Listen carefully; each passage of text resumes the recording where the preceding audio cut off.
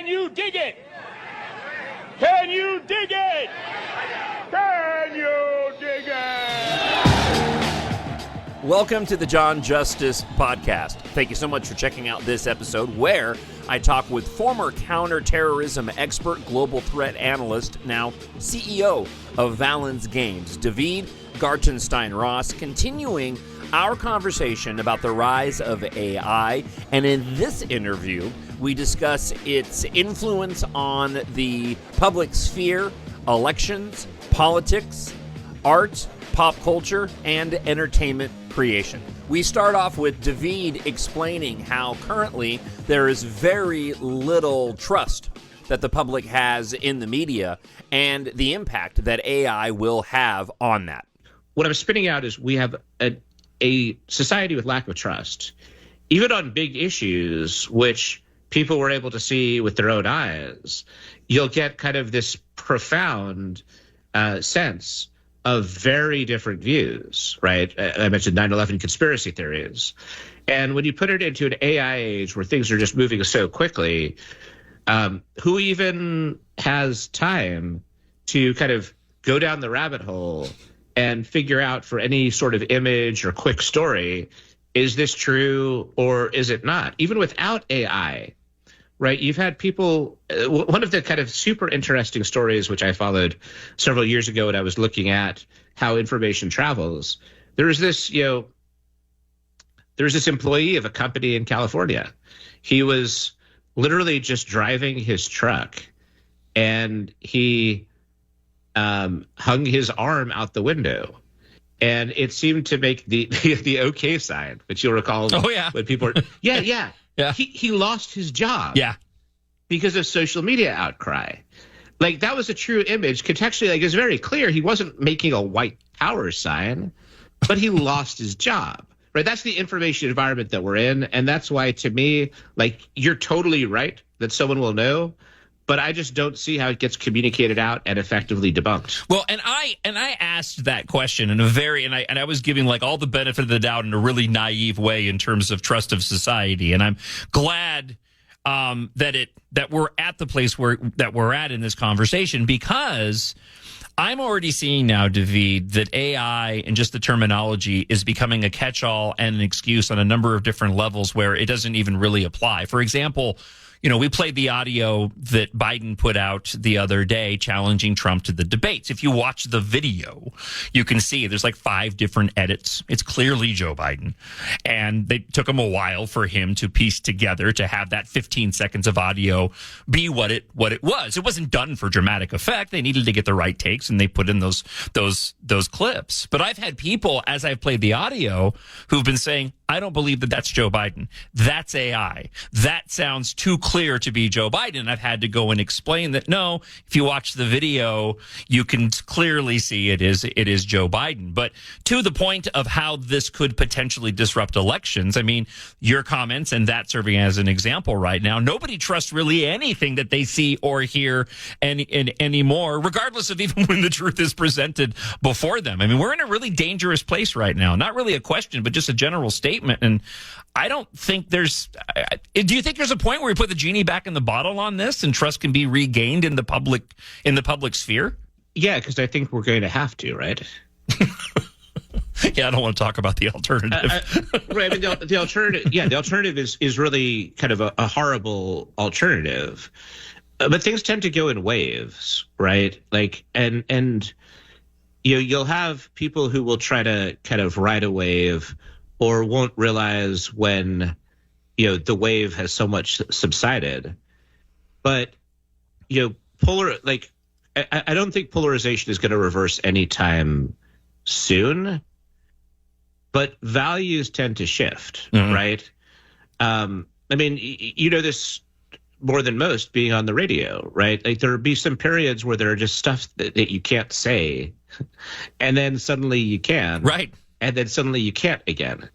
And obviously, like in the media environment we're in, I don't think that is as accurate as it used to be. But, there are cultural waves that oscillate. And I think that, like, I don't see that the cultural wave that we're in is a sustainable one, not for a society that is either healthy or even kind of is able to survive. So yeah, I mean we could dig down a little bit more to why I'm saying that, but I do think that at some point things shift, because we have this system right now that just is not making anybody happy, and even people who are kind of riding the wave of cancellation mobs are like, they're perhaps the unhappiest of all.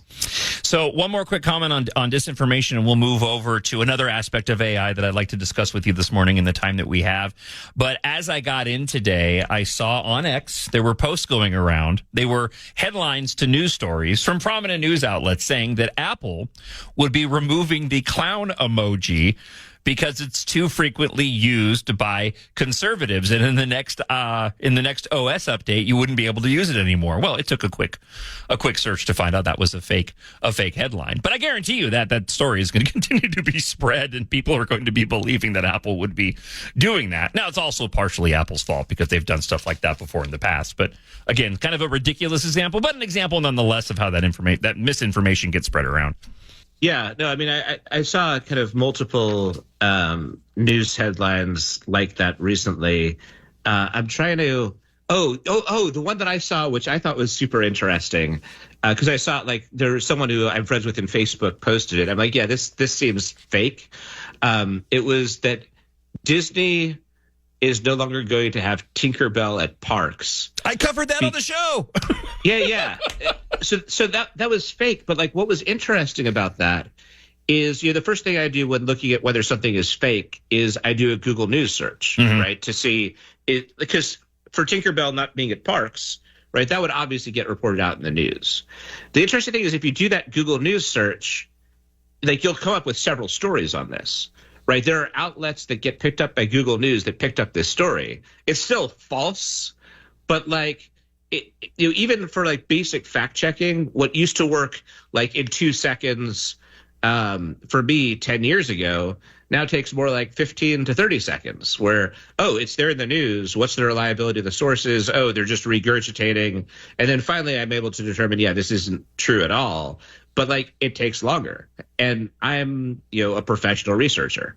It's the kind of thing that I could do in a short amount of time. It's definitely going to take the next guy quite a bit longer to debunk something like that. There's a story from Futurism. It's a lengthy piece talking about this AI-powered, they call it content monster infecting the media industry called Advon. A few quick points from this, and I have a specific question for you. The story goes, a few years back, a writer in a developing country started doing contract work for a company called Advon Commerce. The writer recalls that the job's responsibilities ended up shifting. Instead of writing, they were now tasked with polishing drafts generated using an AI system the company was developing, internally dubbed Mel. The former writer was asked to eventually leave detailed notes on Mel's work. He started using AI for content generation and was paid even less than they were being paid before. They wanted feedback that they believed ended up used to fine-tune the AI, which would eventually replace their role entirely. The situation continued until Mel got trained enough to write on its own, they said, and soon after, they were released from their positions as writers. They were quoted as saying, "I suffered quite a lot," and then they added they were exploitative. So the question I want to ask for you, and I think there's subjectivity in that particular opinion, clearly with this individual, they felt like they were exploited for that in terms of what happened in their particular circumstance.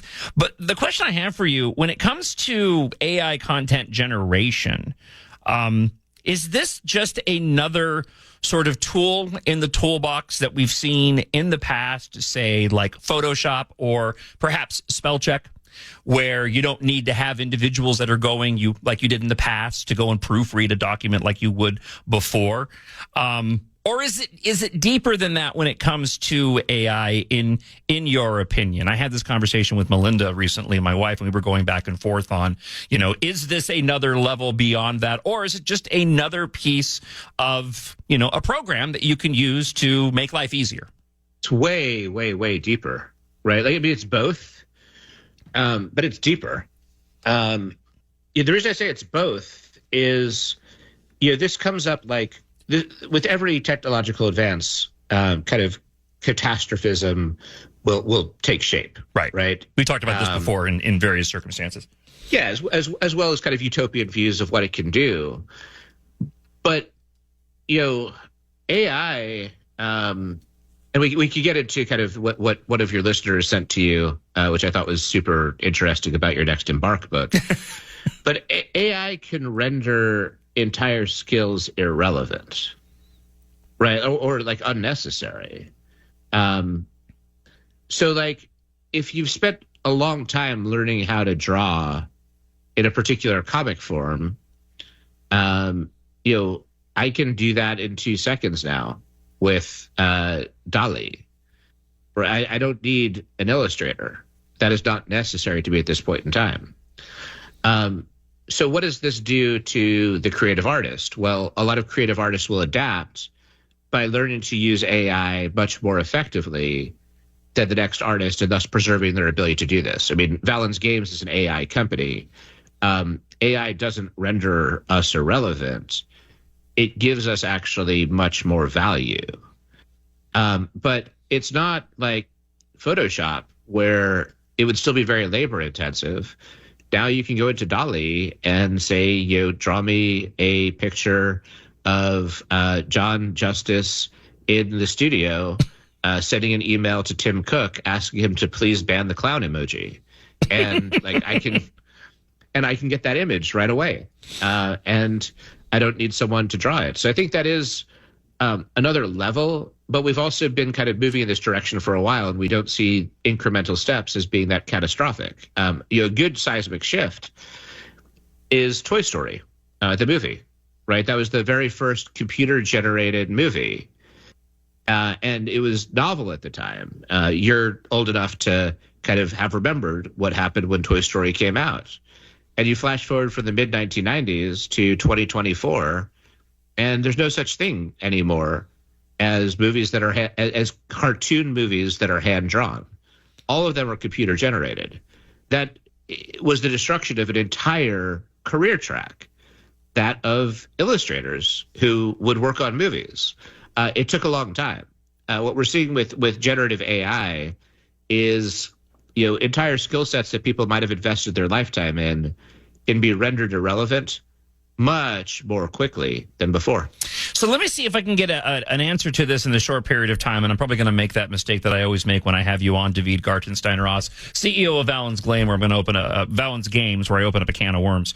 So I did receive an email from a listener. I was talking about changing the covers to my Embark books, my science fiction series, using AI, and they presented this example. I don't want to get into this specifically, but I want to ask you this question, because they asked me a specific question of what if somebody went and used, say, ChatGPT, trained off my book, and then attempted to sell it. On the one hand, and they wrote like an Embark book, used ChatGPT to go over my books, and then generated a separate book not written by me. I think there's a copyright issue there. I wouldn't have a problem with it if the person was looking at it, say, like as fan fiction, and it would be marketed as such. I didn't write that. This was written by AI. It's fan fiction. I would be flattered by that. The question that I have is, when it comes to the creation, whether it's writing of other works or creation of art, is AI stealing concepts when it goes and it gathers the information to create a picture? Or is this more akin to, say, inspiration? So, for example, if I type into an AI content generator, I want to see, a male and female starfighter pilot with laser blasts and planets behind them. But I don't put in like any specificity in terms of, I'll put in like, space opera or cinematic. It'll generate a picture, and sometimes it'll look a bit like Star Wars. So my question is it stealing concepts, or is it more akin to like inspiration? When I wrote my books, I was inspired by George Lucas and Star Wars and Ernie Klein and Ready Player One and Fast and Furious. Yeah. And I drew upon those things that I knew. So is there a comparison there? So I did it, didn't I? I asked a question that we can't answer in 2 minutes. You did, but I actually think I can get to a satisfactory answer by reframing a little bit. Okay.